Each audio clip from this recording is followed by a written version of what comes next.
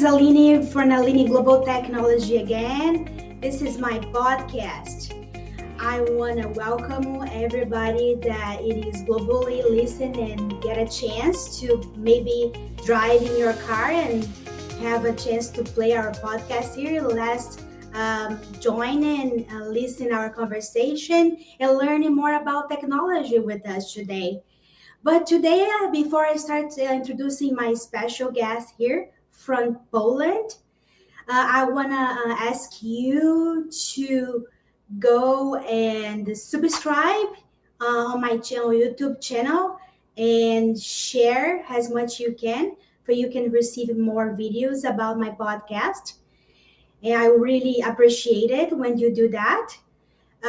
Thank you so much for listening, and hopefully my content and my guests can be very, very helpful for you and for your business as well. But yeah, today I have a special guest from Poland. Her name is Ernika. Hi, Ernika. Hello. And I am here from Nashville, Tennessee, in USA. And Ernika, she is located in Poland, which is part of the European continent. And I'm so excited to discuss with her today. And we're going to talk about why it's so important to testing software. That's our topic of conversation. We're going to have fun right now.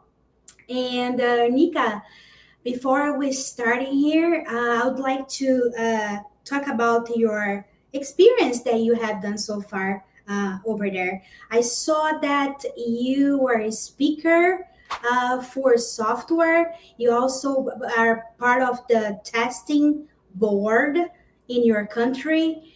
You have been a president for testing for over than 8 years, which is it's a long, long time, and that's why it made me so interested to invite you for my podcast.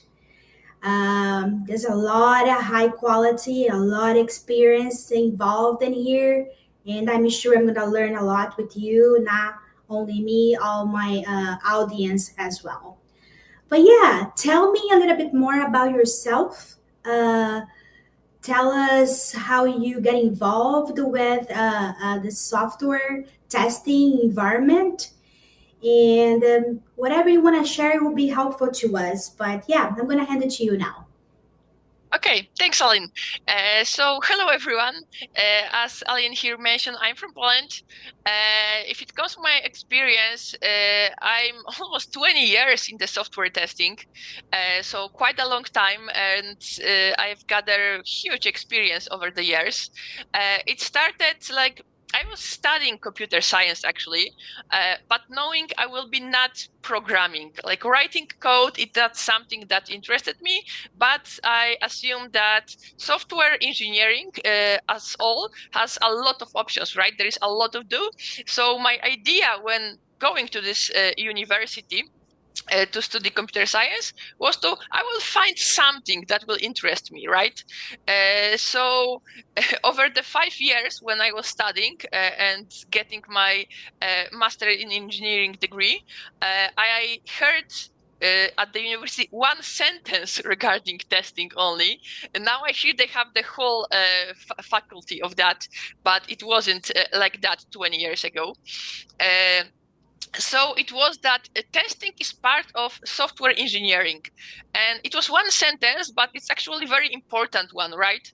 Because it's not something separate, it's something strictly connected with the software engineering and developing software per se.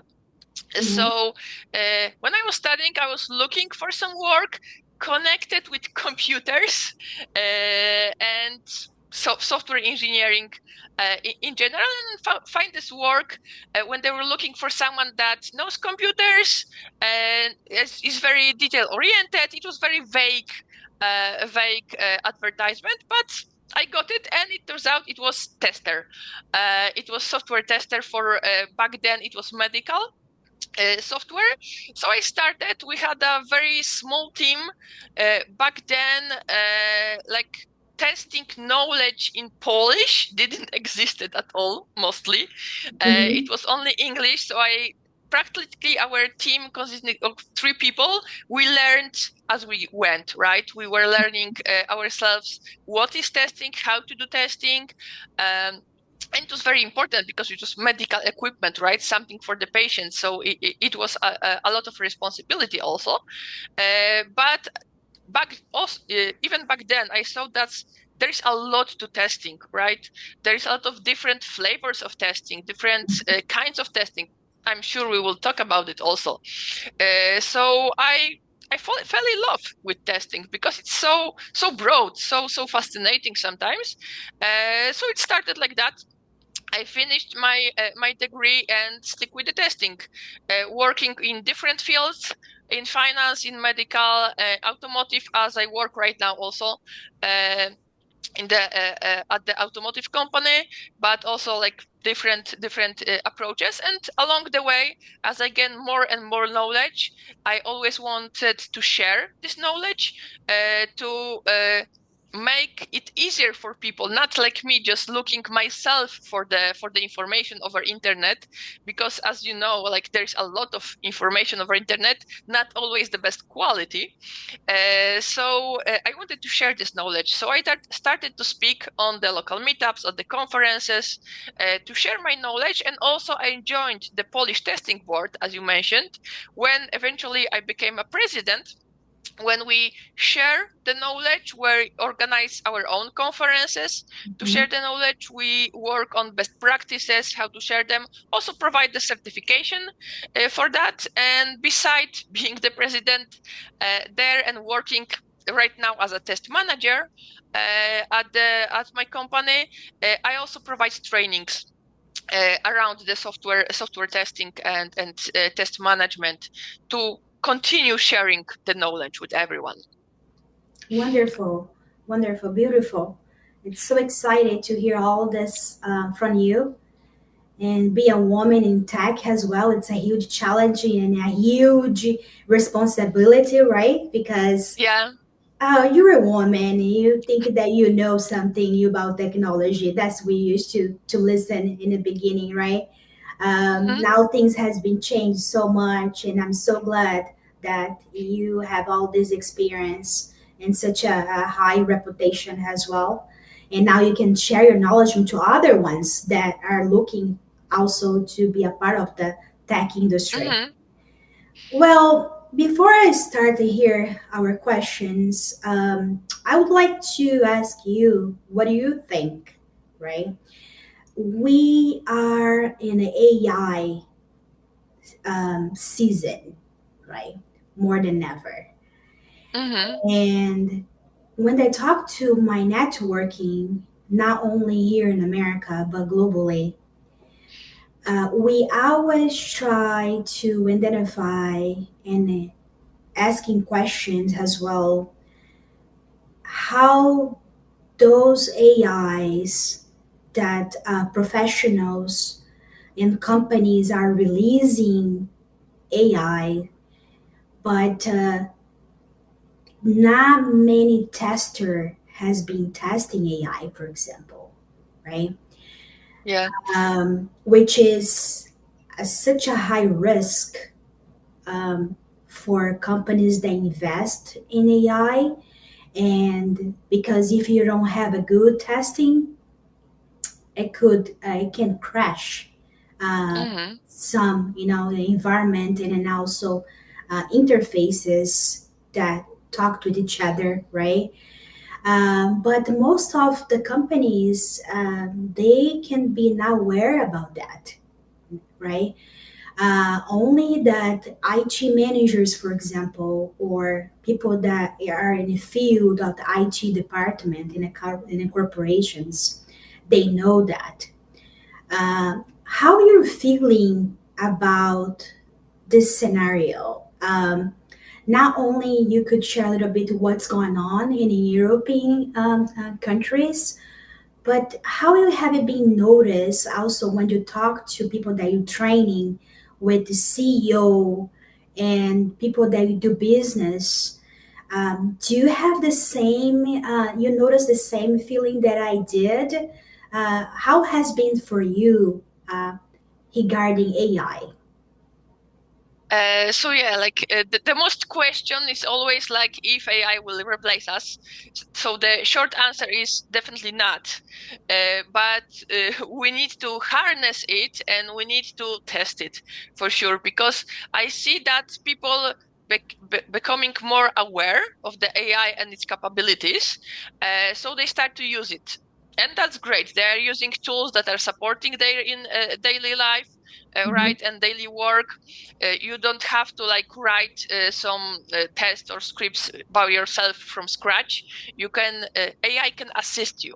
So I see more and more people using that, and that's great, because that's a tool that you can support you, that can make your life and work easier. So that's wonderful. But I also see, on the other hand, that they trust the AI completely too much, right? Like thinking that if AI like gives you something, some solution, some test case, some test plan, that it sounds nice, it's like visually appealing, right?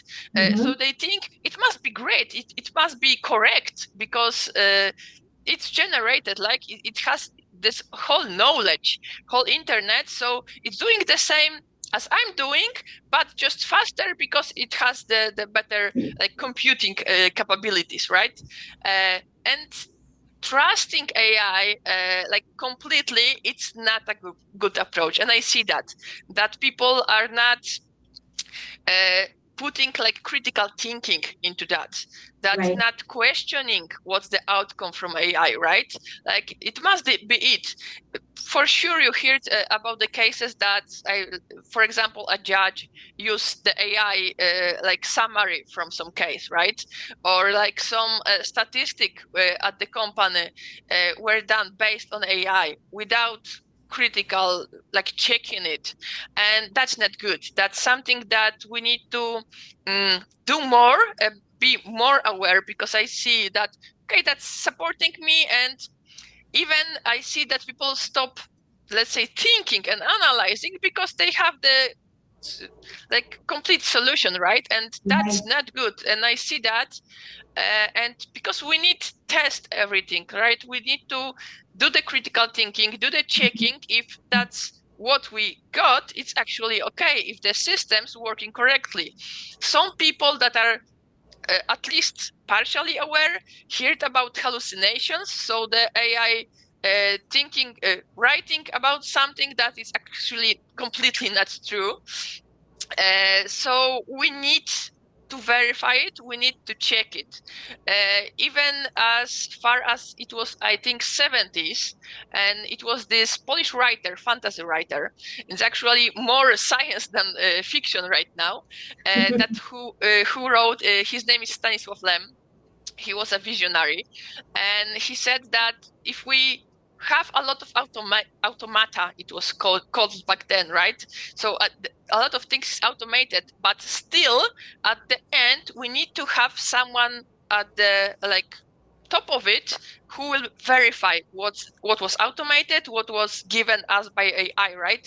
We need Right. some person with critical thinking who will verify what was given to us and if it's correct. So that's something that we need to think more about and work more about, and be more critical. Use it, of course, that's great tool, use them completely, but do not forget that we know better, we know the environment, we know the background, right? We have our knowledge, and we can verify it, and it's very important to do that. And I don't see it done enough. It should be more emphasis on that, for sure. Correct. And how you can explain to us why it's so important to testing software? Why is so important business owners and small or medium companies invest in those professional in quality insurance? Why is that? There's many reasons, but the most obvious and trivial one is that everybody makes errors, right? Like we are not, we make mistakes. And we don't want to see our own mistakes. Like testing came from debugging. At the beginning, people were writing, creating software, and like if something went wrong, they were then checking, like debugging the code, seeing what's wrong, but they couldn't find everything, and they were finding it only after, right? It was post when something already happened. So they saw that the need to verify it beforehand, before people start using it widely, before something bad will happen, because now we have software everywhere, right? It's not only like sending people to the moon, for example, Yeah. and complicated computing stuff. We have software everywhere. We have software in our everyday tools. I have software on my watch, right? Right. In my refrigerator and microwave and everything. Yes. And the software is everywhere, and we are using and depending on that daily. And not only daily stuff, but avionics, automotive, right? Healthcare. We have also software there. And if there is mistake, bad things can happen, right? They can be consequences. So we need to test that to make sure beforehand, before the wide usage, that everything, or at least as much as we can, because we know not everything can be tested, but as much as we can, that it is working correctly.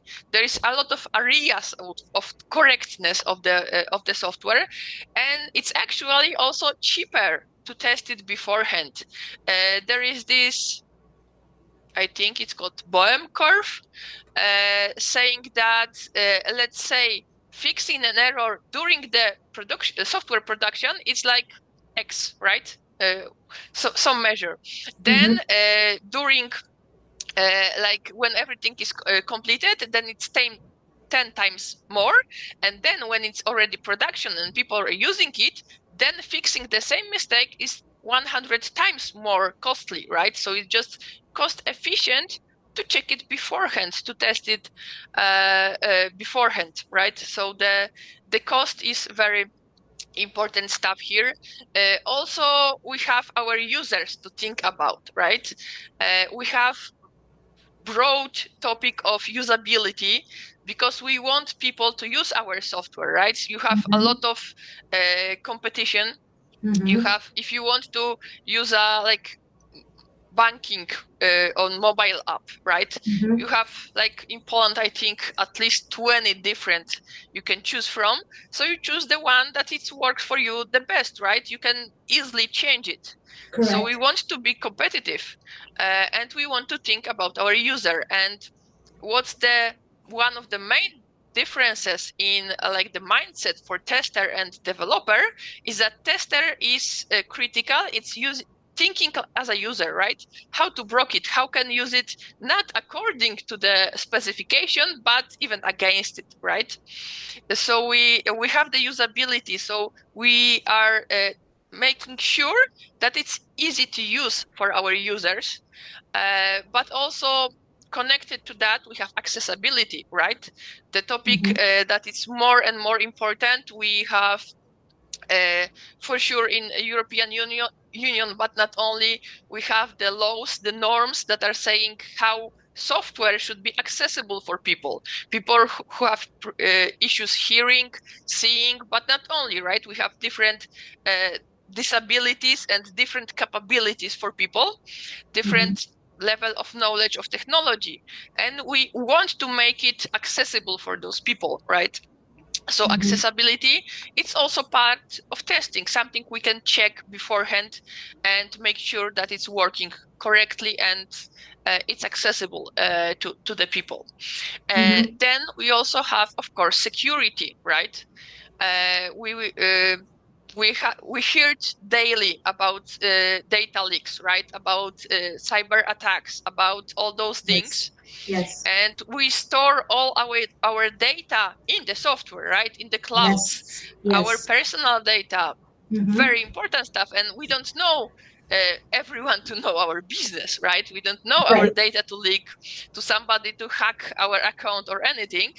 So testing, we also have security testing, right? As I said at the beginning, why I love testing, because it's so broad, it's so many aspects of it, so many flavors.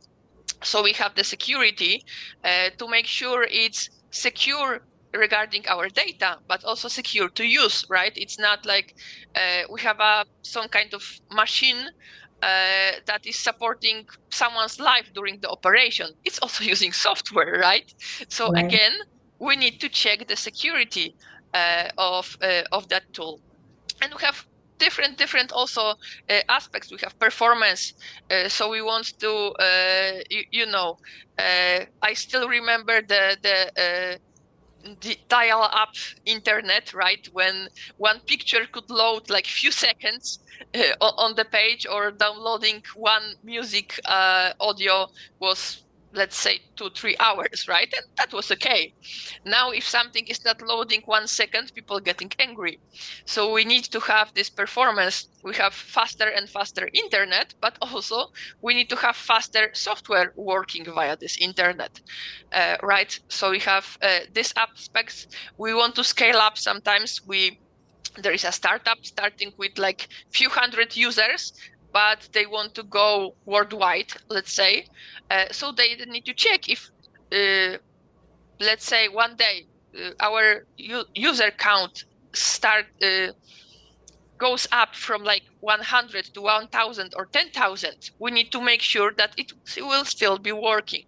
Yes. So everything is important, and all of that, but not only, is also in all the like laws and norms that are requiring from us to stick to that, right? We have, regarding data and security, we have GDPR introduced few years back. I remember testing back then when okay, we need to introduce GDPR and we need to change that. It changed not only how we work with software, but also how we test it. Because back then, I could copy the database from production, take all the data and just use it, no problem. But now you have GDPR. Of course, it wasn't good, but that we were doing that, but we were doing it was our excuse was that I'm testing on the production database because it's the same environment, right? Because it's the one of the rules for the testing. But now you have to anonymize the data from the production, or you have to change it. So it also changed the ways how we test, not only how we use the software. Regarding the more strict areas, we have avionics, like for the planes we have it's DO178C, if I remember correctly, is the American norm when it's regarding quality of software engineering and software developing, but it has a huge part for software testing where it describes to the very detailed what kind of test you should do when testing the things for the planes, right? For the avionics. So we have these norms in the healthcare. As I mentioned, I also work in the medical environment. You also have now I don't. It's HIPAA, I think, like HIPAA. Yes. Yes. We have HIPAA. We have also other ones. The norms and standard. We have ISO, right? That is saying how we should test, what level of quality we should maintain, right? So a lot of things in automotive where I work, we also have automotive SPICE. It's another norm, is some kind of ISO norm, saying also about developing software, but including how we should do testing, what level of quality we should have, right? And that's important to mention because I know that some people are using testing and quality interchangeably. It's not the case. As we know, quality is much broader. Testing is huge and important part of the quality assurance, but the only part, right? Because quality is much more is how we do our software development in general, right? How our processes work, how our company is working, what standards are we adhering to. So it's much more, but testing is huge part of it. And Right. as I already listed a lot of aspects, so all of that can be done via testing. So this is important. Like, we have a lot of reasons and a lot of ways when we can involve and use testing to provide better quality and better software. Yes, yes. Wonderful. Yeah, I agree 100%. Now, question for you. We also, over here in America, we have all the steps and procedures to test, right? And like Mm-hmm. you mentioned, the HIPAA, the GDPR, all this, the ISO as well, depend of the company that you're working for, that you're testing for as well. Mm-hmm. There's so many category that you have to, as a QA, to be worried about it, that you're making sure Mm-hmm. that you cover step by step, right? Now, have you noticed in your region, it's kind of very hard to find a QA, I would say QA professionals that really have done the proper job? Because sometimes I notice that people skip a lot of times. Maybe could be because laziness, or maybe they are not aware what they're missing. Have you noticed that in some companies? Have you heard complaints about from IT managers, for example, or even CEO of the medium corporations, and they are also kind of like not so satisfied with their IT department, for example? I've seen that, unfortunately, but as to everything, there are like few sides to it, right? Because in many cases, especially when we had more waterfall approach, right? We had that the testing, the QA was at the end, right? At the Mhm. very end. So usually, you know, there are deadlines that are over. We don't want to like be past the deadline, right? We want to stick to that. So Right, usually, what gets cut because of that? Testing, of course, right? Because right. testing is at the end, Yes, and everything got prolonged. We are waiting longer for the specification and requirements, then later for the development, and testing is at the end, and we don't have a lot of time to do the proper job. This is why we come up with a lot of approaches how to speed up testing, with automation, with like prioritization, risk based testing, right, and all of that. But still, our time got cut, so people do not felt important, right? Because if they can skip testing, do they need testing at all, right? So that the people get that they didn't feel appreciated.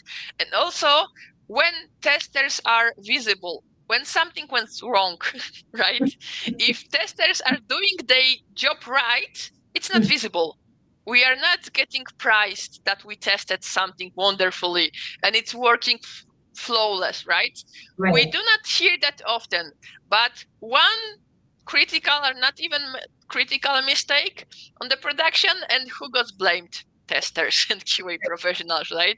Yes. It's not why requirements were written poorly, why developer did the mistake. No, why tester didn't found it, right? Exactly. Uh-huh. It's not always. I'm not saying it's always bad and it's always like that, but I think that influenced the approach. That why bother, why trying when I'm not being appreciated, right? So I've seen that a lot. Mm-hmm. We know that over 20 years when I'm testing, it changed over time. Now we have the qualities, everyone's responsibility approach, right? We have the more appreciation for the testers, more ways to speed up and do better testing, but still we have it in our mind that it's always our fault when something went wrong. But there is also it from what I saw, it depends also on the maturity of the company per se. Because if I should use HIPAA or any standard, it should be known in the whole company, right? I should have access. I should have guidelines on the like company organization level. That here are the guidelines. We need like great test managers or quality heads, however you call them, that will guide, that will do the test strategy for the whole organization, where they include what's important, what should we remember, right?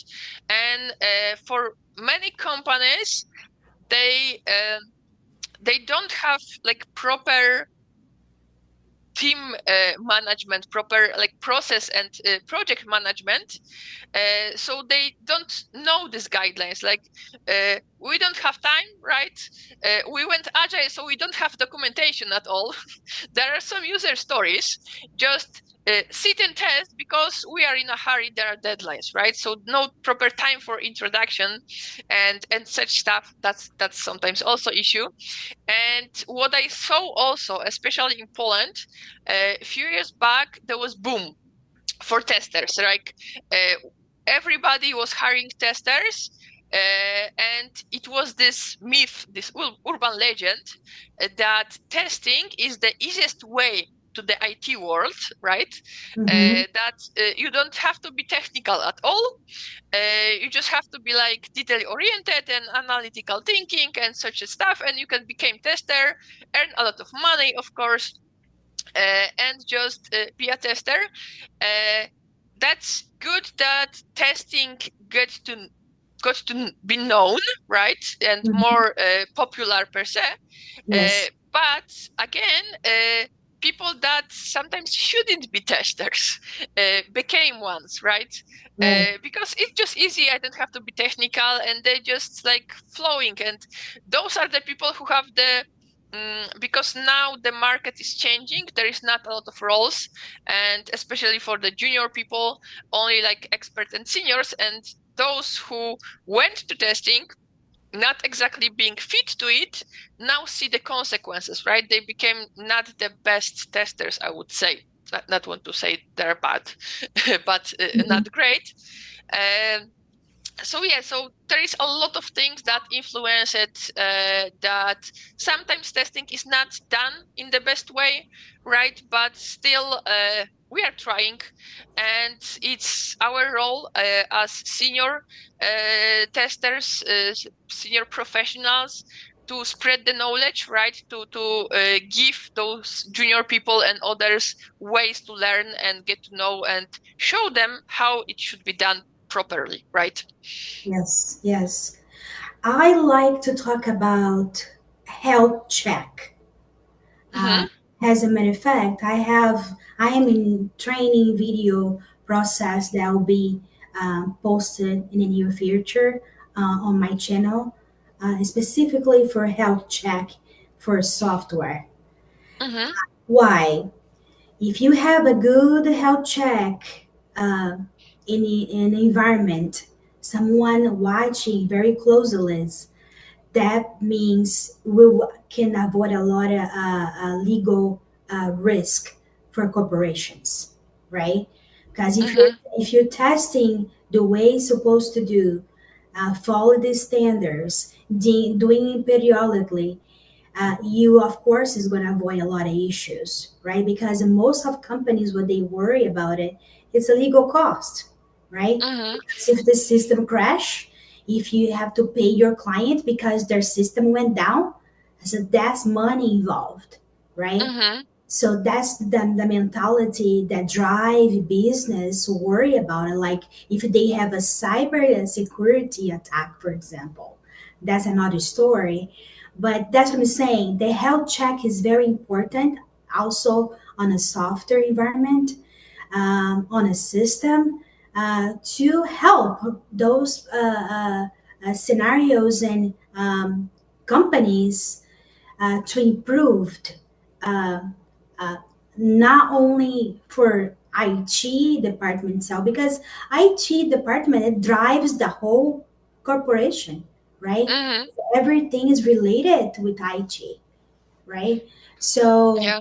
how you see that also so important, be concerned and proactive to reduce legal costs for corporations. How you see in your regions, have you talked to CEOs and small and business owners? They talk about that too. That's the majority of their concerns as well. How it is over there? Uh, Actually, it's not their biggest concern, I would say. They're because mostly they start to think if there was already a problem, right? Mm-hmm. Because you know that the mindset that this problem that it does concern me at all, right? We are a Mm-hmm. small company, for example, and I work with them. Like it's not for us, but it's more people from the like critical environments are involved in that. Like you have, for example, avionics, healthcare, or something that is important because it's like bigger risk. It's more critical project. So then they have audits, for example, right? Something that is actually required from them, Mm-hmm. from. At my company when I work, for example, if it's like business critical, because we have few thousands different softwares applications, and some of them are marked as the business criticals, and they have some kind of health check, as you said, like mandatory security audits, mandatory a checklist for the law compliance Mm-hmm. and GDPR compliance and all of that, right? Mm-hmm. But it's mostly people think about it when it's like business critical. In the Mm-hmm. smaller ones, not so much. Like GDPR, it's still big big thing. Security is a concern, but since security is also costly, of course, Right. it's expensive. There are some especially for because I have as I was studying computer science, Mm-hmm. a lot of my colleagues from the university became business owners and starting as a startup and having their own IT companies, right? Mm-hmm. So they usually first they wanted, okay, we need some testers, so they were calling me, Arnika, can you like recruit tester for us because we don't know what we are doing. And they didn't know what exactly they need, right? So they became aware of testers, and then it was security, right? So some people saw the niche, and we have actually companies that specialize only in the security testing, right?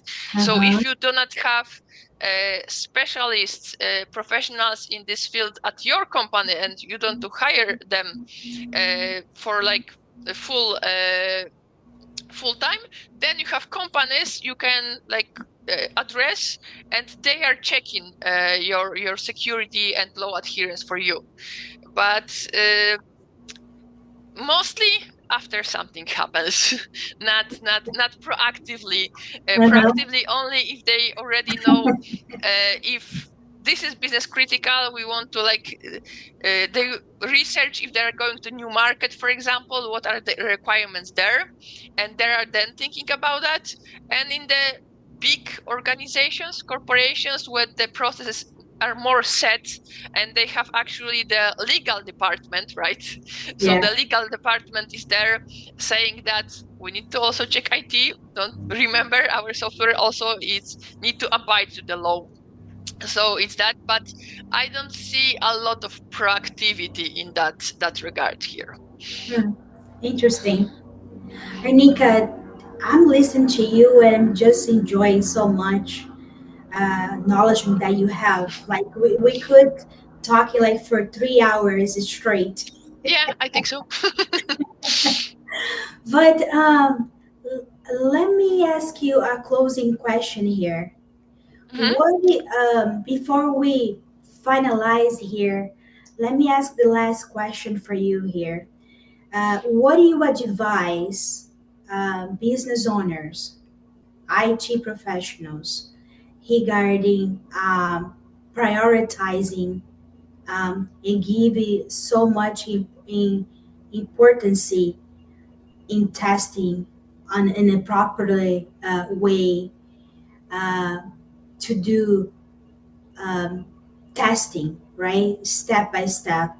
How it is your advice, your best advice for those folks?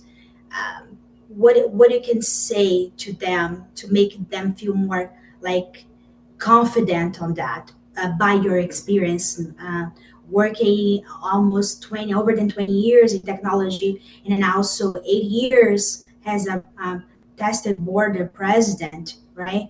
So you have so much to share with them as well. What you would say for them? I could talk another hour on that topic and what they should stick to. I would say the first and the let's say idea here that testing is important. Do not forget it. But also coming back to the thing I heard at the university, that testing is part of software development. It's not something separate. It's something that should be embedded in our processes. It should be everywhere. Like quality should be everywhere. But also to remember when starting, we have these certifications for testers called ISTQB, right? Yeah. And at the very beginning, in the foundation level, there are 7 main principles of testing. I will not list all of them, but few of them are very important to remember when starting to think about testing, that the easier the better. So start as early as possible with the testing. Involve testers from the very beginning, not the very end, because they're giving huge input and very valuable input at the very beginning, reviewing the requirements, right? Working on the concepts even. Testers are important, so the earlier the better. So remember Mm-hmm. about that. Mm-hmm.